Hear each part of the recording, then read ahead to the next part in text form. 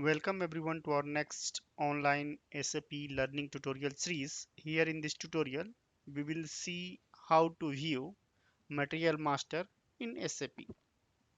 So let's try here.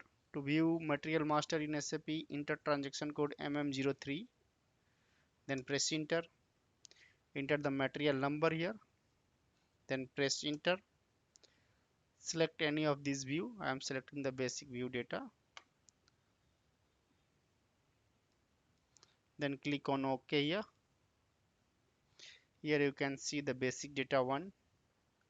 Likewise, you can see the multiple tab here, all the tab.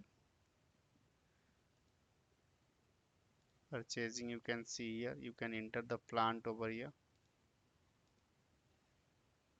You can see all the details here. You can see the accounting details here. Likewise, you can check all the field in this material master. So by this way, you can view material master in SAP. Thank you for watching this tutorial. Please subscribe our channel on YouTube.